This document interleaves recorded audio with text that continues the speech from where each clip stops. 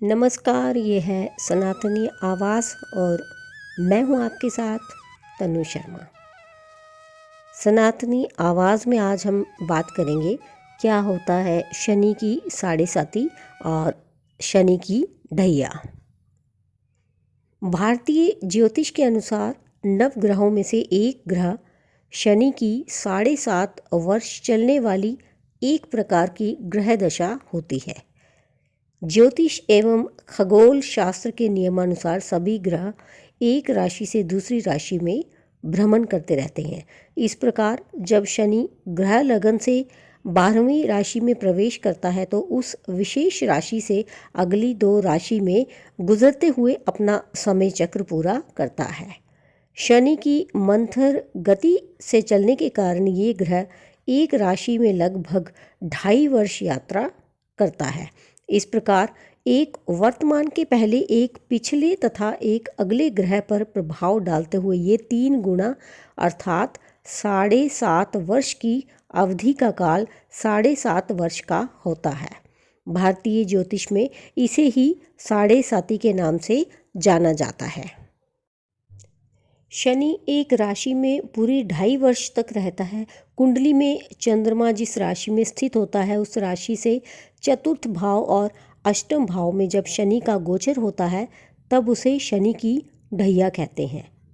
एक राशि में 2.5 वर्ष रहने के कारण इसे ढैया का नाम दिया गया है। साढ़े साती के आरंभ होने के बारे में कई मान्यताएं हैं। एक प्राचीन मान्यता के अनुसार जिस दिन शनि किसी विशेष राशि में होता है उस दिन से शनि की साढ़े साती शुरू हो जाती है। एक अन्य मान्यता ये भी है कि शनि जन्म राशि के बाद जिस भी राशि में प्रवेश करता है साढ़े साती की दशा आरंभ हो जाती है और जब शनि जन्म से दूसरे स्थान को पार कर जाता है तब इसकी दशा से मुक्ति मिल जाती है। ज्योतिषविद शनि के आरंभ और समाप्ति को लेकर एक गणितीय विधि का आकलन करते हैं जिसमें साढ़े सती के आरंभ होने के समय और समाप्ति के समय के अनुमान हेतु चंद्रमा के स्पष्ट अंशों की आवश्यकता होती है। चंद्रमा को इस विधि में केंद्र मान लिया जाता है। इस प्रकार साढ़े सती की अवधि में शनि 3 राशियों से निकलता है तो तीनों राशियों के अंशों के कुल समय को 2 भागों में विभाजित कर लिया जाता है। इस प्रक्रिया में चंद्र से दोनों तरफ एक एक अंश की दूरी बनती है। शनि जब इस अंश के आरंभ बिंदु पर पहुंचता है तब साढ़े साती का आरंभ माना जाता है और जब अंतिम अंश को पार कर जाता है तब इसका अंत माना जाता है।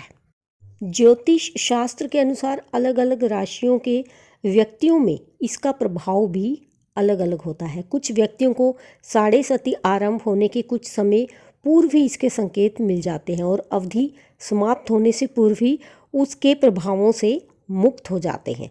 वहीं कुछ लोगों को देर से शनि का प्रभाव दिखाई पड़ता है और साढ़े सती समाप्त होने के कुछ समय बाद तक इसके प्रभाव समाप्त होते हैं। शनि साढ़े सती 3 हिस्सों में होती है। हर एक हिस्सा लगभग 2.5 वर्ष का होता है। अगर तथ्यों पर ध्यान दें तो शनि का मकसद व्यक्ति को जीवन भर के लिए सीख देने का होता है।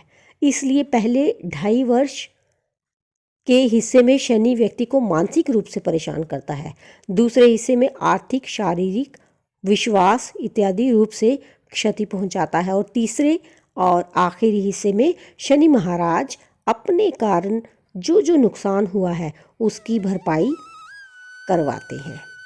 ये वो समय होता है जब व्यक्ति को सत्य का ज्ञान होता है। तो इसके साथ ही मुझे दीजिए अनुमति, फिर मिलती हूँ। धन्यवाद।